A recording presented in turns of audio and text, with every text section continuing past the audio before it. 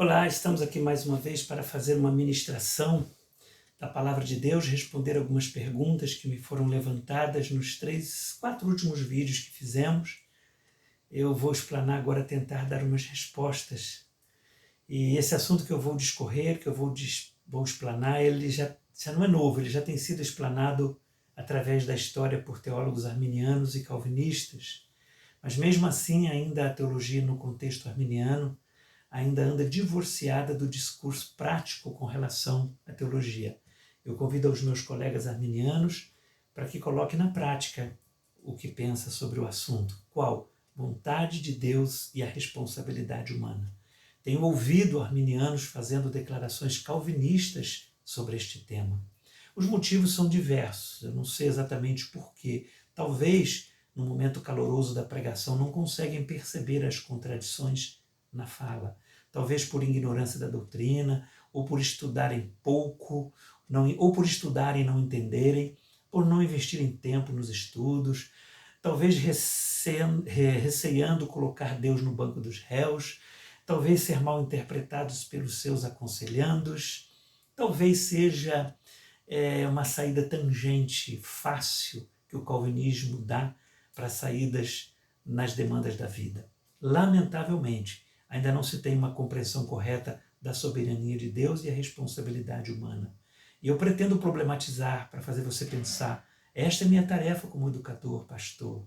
Quero despertar nos meus ouvintes o senso crítico para que leve uma vida com conceitos corretos sobre Deus. Pastor, o senhor está querendo criar problemas?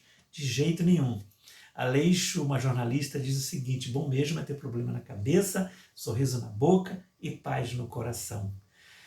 Você que é pastor, que pense na sua vocação, as características fundamentais de apto para ensinar que a palavra de Deus exige da gente. Se prepare para depois exercer a função.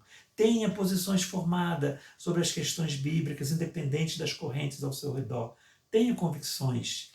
Um jogador e treinador de basquete americano disse uma vez, foi John Robert: preocupe-se mais com a sua consciência do que com a sua reputação, porque a sua consciência é o que você é, a sua reputação é o que os outros pensam de você, e o que os outros pensam é problema deles. Eis que te digo, pastor, só precisa ter consciência de suas escolhas e ser um homem responsável pelos seus atos. Você, pastora e pastora. Vamos ao tema a partir de agora?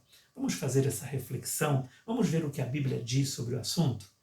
Baseado em Gênesis capítulo 37 até o 50, vamos ver a história de José, um drama cheio de traições, conflitos familiares, mentiras, injustiças e, ao mesmo tempo, uma das mais belas demonstrações de perdão e de confiança de um homem nos desígnios de Deus. Jacó era o pai de José, sua mãe era Raquel, teve um irmão mais novo chamado Benjamim e os demais 11 irmãos que faziam parte de sua família. Um exemplo bíblico de vitória, pois um homem que seguiu seu caminho sem abandonar Deus. O nome dele significa Ele, Deus, adiciona filhos. Depois de vendido como escravo pelos seus irmãos para o Egito, foi injustamente acusado, levado ao posto de governador. Instrumento de Deus para a preservação da vida do seu povo. Um homem que morreu aos 110 anos. Teve 2 filhos, Efraim e Manassés. Recebeu a bênção de Jacó. Vocês conhecem essa história? Até o capítulo 50. Aí ele tem um reencontro, capítulo 45 de Gênesis, no verso 5. Ele diz assim: agora, pois, não vos entristeçais, nem vos irriteis contra vós mesmos por me haverdes vendido para cá. Porque para a preservação da vida, Deus me enviou diante de vós. É assim que José vê a vida dele. Eu confesso, meu irmão, que aqui, se eu não tiver desarmado dos meus pré-concebidos conceitos, eu posso entrar em crise teológica. Porque eu vou destacar 2 formas de ver esse versículo. José diz que foi a mão de Deus que me trouxe para o Egito. Então Deus é responsável por José estar no Egito. Segundo José, 100% responsável. Eu particularmente creio assim também. E a responsabilidade dos irmãos de José? São responsáveis os irmãos de José? Quantos são responsáveis? Qual a porcentagem? Eu acredito que 100%. Eu creio que foram decisões deles, moralmente responsáveis. Essa é uma das perguntas que me foi feita. Foram as mãos de Deus que conduziram José para o Egito ou foram seus irmãos? Se foi, onde é que fica o livre-arbítrio tão pregado pelos arminianos? Como responder? Foi Deus ou os irmãos de José ou foram os dois? A minha resposta: foram os dois. Deus e os irmãos de José. Os dois entendimentos, na minha opinião, são corretos. Mas, pastor Márcio, não é um pensamento contraditório? Os dois pensamentos são corretos, aparentemente contraditórios. As escrituras estão cheias de conflitos, declarações complexas. E nós precisamos abrir a mente para entender. Um exemplo clássico é o de Pedro em sua pregação em Atos capítulo 2, verso 23, que diz que a responsabilidade da crucificação foram dos judeus, os humanos mataram. Mas no mesmo versículo, Pedro declara que Jesus foi entregue pelo determinado conselho de Deus. Inclusive, Jesus disse uma vez: ninguém me tira a vida, eu a dou. Mas as tuas declarações de Pedro estão corretas. De Pedro. Uma pergunta para você: como é que você administra essa ação soberana de Deus e a responsabilidade humana? A história de José, para mim, me dá base para dizer que existem 4 mãos na narrativa da história de José. Não só nesta, mas em todas as histórias da Bíblia que envolvem Deus e os personagens históricos. A história da redenção está sendo escrita por aqueles que ajudam a Deus. Nós vamos tomando decisões, escolhas, abrindo portas e fechando portas. Por outro lado, as portas que Deus abre, ninguém fecha e vice-versa. A história não está à deriva nas mãos humanas. Isso é que eu creio. Presta atenção, por favor. Se entendermos que tudo está absolutamente nas mãos de Deus, nós vamos partir para uma experiência de fé alienada da vida. Entraremos numa mantra, entraremos no encantamento, no magnetismo, num condão, no ocultismo, indo às raias da feitiçaria e do ocultismo. Passaremos por uma fé irresponsável, viveremos na vida sendo jogado ao que tem de ser será. Ninguém foge do seu destino, não se pode lutar contra o destino. Deus sabe o que faz, se tinha que ser, melhor deixar quieto.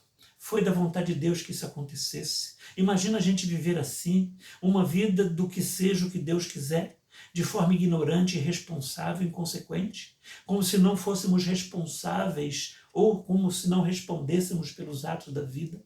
Onde ficaria o que chamamos de ética? Não esqueça do que eu vou te dizer. Precisamos saber que somos chamados por Deus a dar respostas à existência.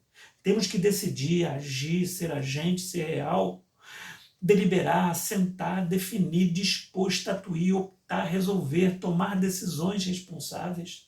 Temos essa prerrogativa divina de decidir com responsabilidade. Isso a teologia chama de mandato cultural. Deixa eu falar uma coisa, não me leve a mal. É muita ingenuidade acreditar que tudo depende de Deus e que Ele faz e desfaz sozinho. Além de ser fuga da responsabilidade quando pensamos assim. Se você acha que é Ele que controla tudo, não deveria ter certeza da sua salvação. Se já está escrito numa agenda, como ter certeza da salvação? Essa maneira de pensar é deficiente, esotérica e débil. Mantém as pessoas robotizadas, estagnadas, resignadas. É viver de karma, gente. É viver de destino, como se tudo estivesse escrito nas estrelas. Sem ser radical, não vale a pena viver assim. Se não tiver motivos para levantar de manhã para tomar decisão, é inútil viver. Porque vai acontecer o que Deus decidir e quiser, acontecer não importa das minhas decisões ou dos pensamentos, Ele vai me manipular. Eu não quero particularmente deixar de dar respostas dignas para a vida. Eu não quero que, nem Deus quer que eu me descarte do projeto dele. Que fique claro, definitivamente não somos humanistas, nem deístas, deterministas e nem fatalistas. Deus não fez o planeta e a humanidade como se fizesse uma máquina com engrenagem e deixasse programada. Reafirmo que Deus não pode ficar do lado de fora nessa equação, ou processo da história. Definitivamente não temos condições de tocar a história. Sem parceria com Deus, a situação da Terra estaria pior. Não conseguimos cuidar? Definitivamente não. Em nome de Jesus, responda com fé. Não seja arrogante e prepotente. Dependa de Deus. Se não for Ele fazendo intervenções, Deus tenha misericórdia. Eu creio e vivo e experimento que Deus está comprometido com a história das vidas dos humanos, principalmente daqueles que deixam se orientar por Ele. A minha vida tem sido cheia de coisas boas e cheia de contratempos, viu? Coisas têm acontecido na minha vida, seja lá por quem, por forças externas do mal, ou por mim mesmo, ou por circunstâncias, mas creio que a mão de Deus está sobre mim, junto com Ele, para que conduza a sua boa e perfeita vontade e agradável vontade.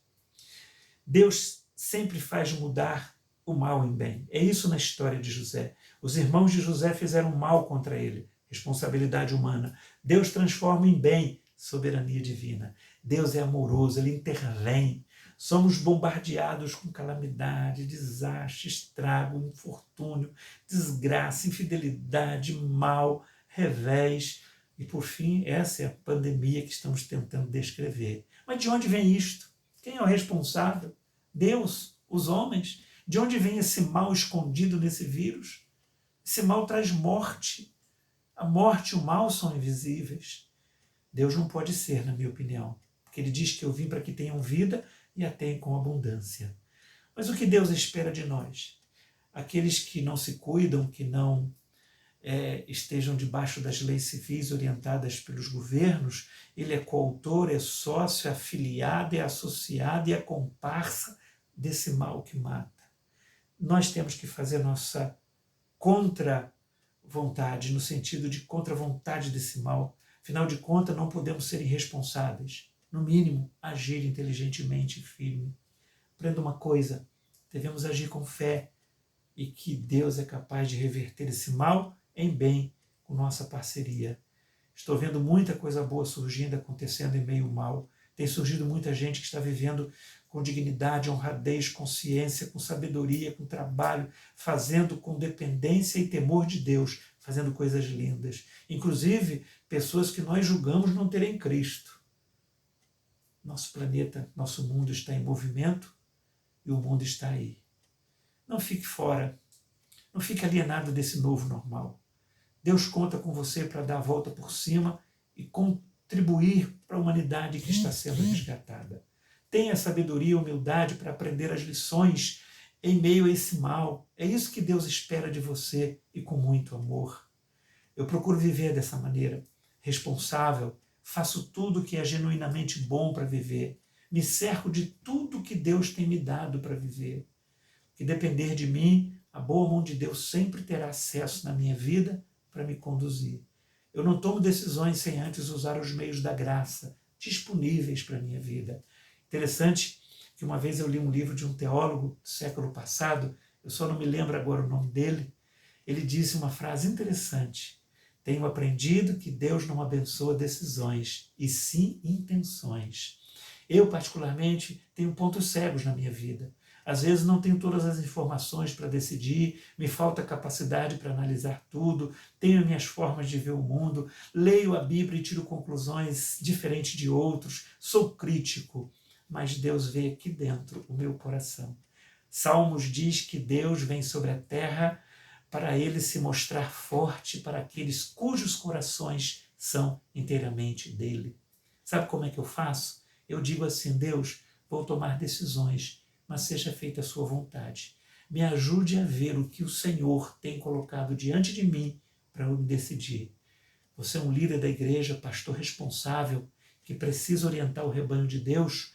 Procure se informar, atualizar, interpretar a Bíblia corretamente, para que seja aquele que pensa os pensamentos de Deus e alimente o povo corretamente. A prática pastoral e o conteúdo das lives seja coerente para manter o seu povo diante de uma fé firme.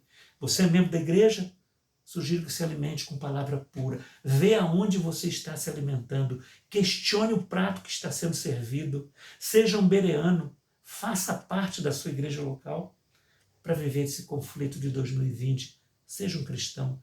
Não deixe passar nada essencial com a ajuda do Espírito Santo que nos dá discernimento, paz no coração, que resulta discernimento cristão atuante na missão de Deus.